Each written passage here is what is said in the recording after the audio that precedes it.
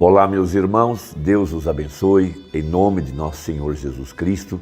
Para mim é um grande prazer, um grande privilégio poder estar aqui para comentar alguns parágrafos da mensagem do profeta e, evidentemente, sempre apoiado pelas Escrituras. Hoje eu quero comentar alguns parágrafos da mensagem ao nascer do sol, referentes ao Monte da Transfiguração, que foi a antecipação de sua segunda vinda aqui nos nossos dias.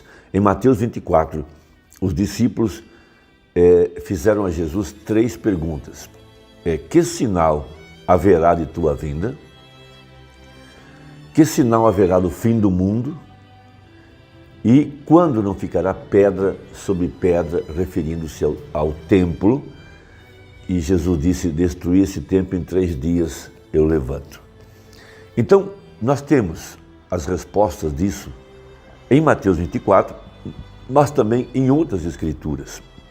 E a experiência do Monte da Transfiguração estava referindo-se ao mistério da sua segunda vinda. Então diz assim a Escritura em Mateus 16, versos 27 e 28, e depois o capítulo 17 de São Mateus.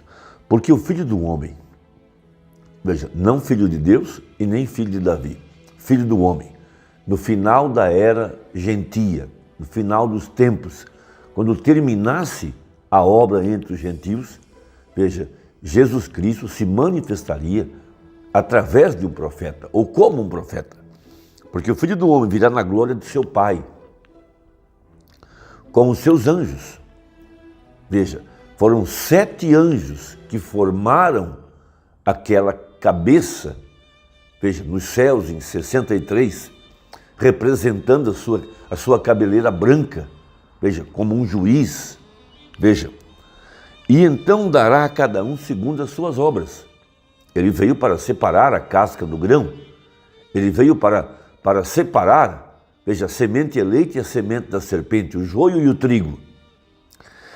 Em verdade vos digo que alguns há dos que aqui estão, veja, ele estava falando com os 12, que não provarão a morte, até que vejam vir o Filho do Homem no seu reino. Então ele estava mostrando de uma forma, por parábolas, o que ele faria para mostrar à igreja o sinal de sua vinda. Então veja Mateus 17. 6 dias depois, tomou Jesus consigo a Pedro e a Tiago e João. Veja, ele disse a alguns dos que aqui estão. Entre estes estavam Pedro, Tiago e João. E esses 3 escreveram em suas cartas essa experiência do Monte da Transfiguração. Pedro, se referindo, disse: nós estávamos no Monte Santo. Veja, João escreve o livro de Apocalipse. Tiago fala a respeito da encarnação da palavra e fala a respeito da vinda do profeta Elias, porque Elias viria para precursar a segunda vinda de Cristo, de acordo com Malaquias 4. As Escrituras estão todas entrelaçadas. Veja, e os conduziu em particular a um alto monte e transfigurou-se, ele mudou sua forma. Deus não muda sua natureza, mas ele muda sua forma. E transfigurou-se diante deles.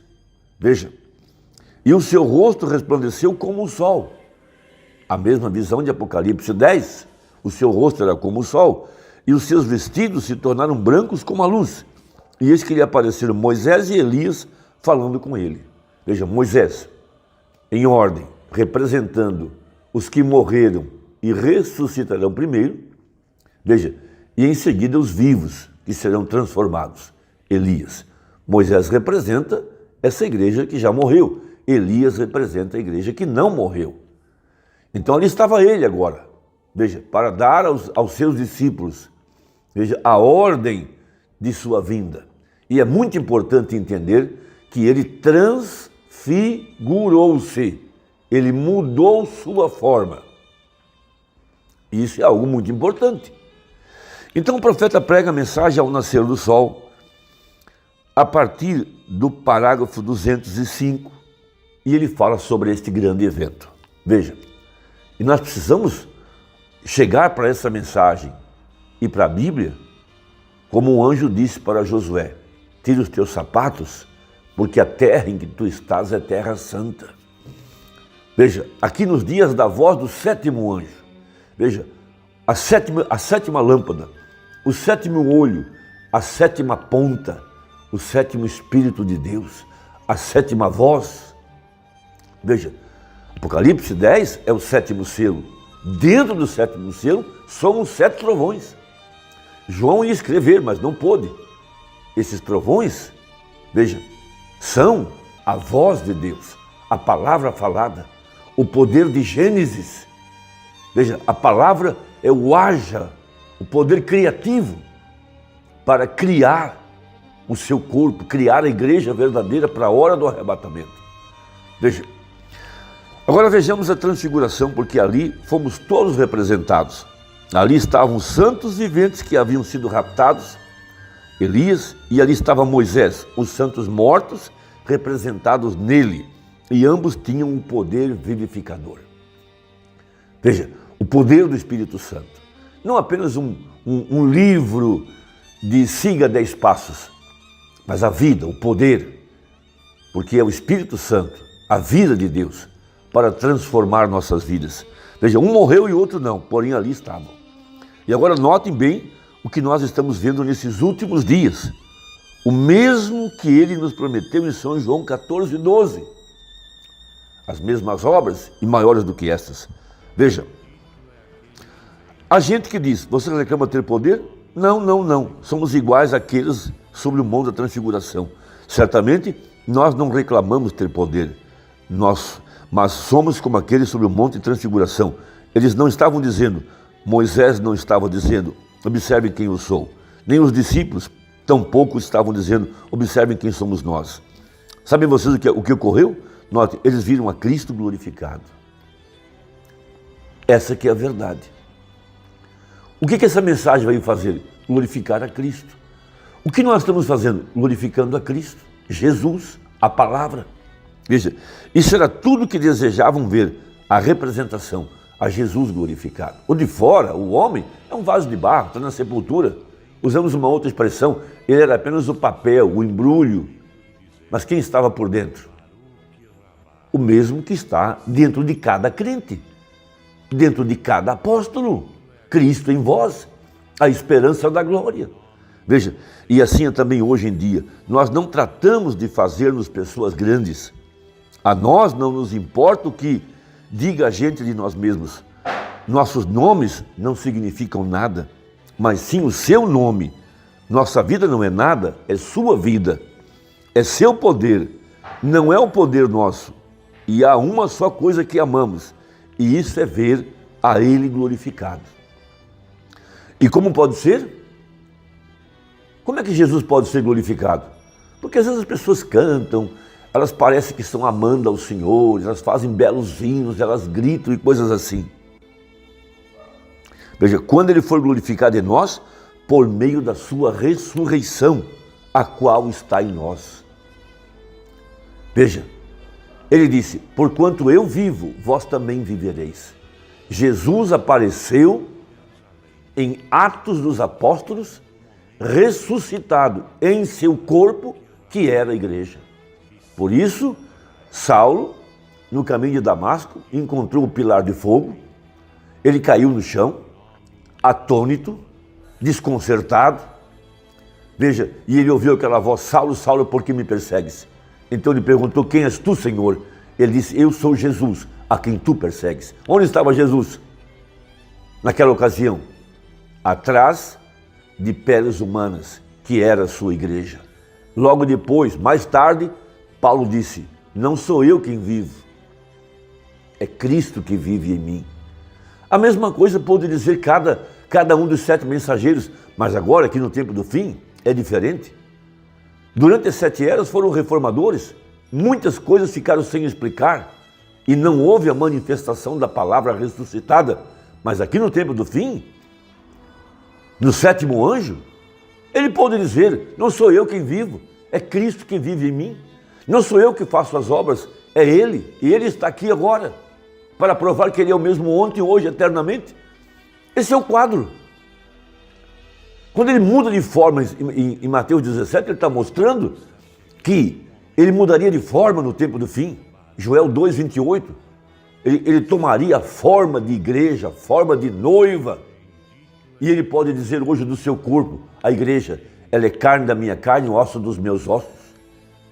Veja, marido e mulher agora, Cristo e a igreja, a cabeça e o corpo. Veja, a sua ressurreição, a qual está em nós, o vemos representado de novo hoje, como foi ali. Entenderam agora? Nosso desejo não é o de receber glória, nosso desejo não é um grande nome, nosso desejo não é o de sustentar alguma igreja, nem de engrandecer a escola dominical, nem a de trazer as pessoas à força e amarradas, oferecendo-lhes alimento grátis e toda classe de presentes e prêmios e todas essas coisas. Não é esse o nosso desejo. Mas nosso desejo é o de ver a Ele glorificado. Mas glorificado de que maneira? Porque eu já ouvi pessoas que dizem assim, eu nasci para glorificar a Jesus, eu nasci para louvá-lo, eu nasci para servi-lo. Mas eles não conseguem ver Deus atrás de peles humanas hoje, como foi no passado. Não conseguiram ver que atrás da pele humana de Jesus estava o grande El Shaddai, o grande eu sou. Jesus disse antes de Abraão, eu sou, mas não puderam ver por causa do véu, e hoje é a mesma coisa. Eles estão tão confusos, como a virginessa está confusa, quando nós dizemos que Deus está velado em carne humana. Veja, não com força própria, mas Ele em nós, em nossas vidas. Paulo disse isso. Não sou eu quem vive, é Cristo que vive em mim. Qual que é o problema então? É falta de luz, porque a única forma de ver Jesus é tendo Ele por dentro. Jesus disse em São João 14, 20, naquele dia, ou seja, hoje, vocês vão entender que eu estou no Pai, o Pai está em mim e eu estou em vós. É a única forma. Por que a virginessa não viu o Filho do Homem? Porque ela não tinha azeite, ela foi atrás de um homem. Veja, mas Ele em nós, em nossas vidas, para assim provar que Ele em verdade vive em nós. Se eu posso tirar a mim mesmo do caminho, para que não se note nem se pense em Lembrana. E também com você, né? Eu e você. Que nem se pense em você. Então assim podemos ver a Jesus glorificado entre nós. Nosso desejo é o de ver a Ele. E isso é o que nos dá poder vivificador. E nos dá gozo saber que estamos com Ele, em sua carne e em seus ossos, sendo nós sua noiva, vendo seus próprios métodos vindicados, provando em nós que Ele está agora ressuscitado dentre os mortos. Com razão Ele disse, não temais. Medite nisso, Mateus 17, medite nessas palavras. Se você lê a mensagem, se você acompanhou a vida de Jesus pelos evangelhos e você conhece a mensagem de William Branham, você sabe, não era um homem, era Deus através do homem. A pele humana era de um homem, claro, que está na sepultura, está esperando a ressurreição e não vai se levantar antes que nós, os que estamos vivos, alcancemos a plenitude do Espírito Santo. Deus morando em seu corpo. Irmão, Deus te abençoe e até a próxima, se Deus quiser, no nome de Jesus. Amém.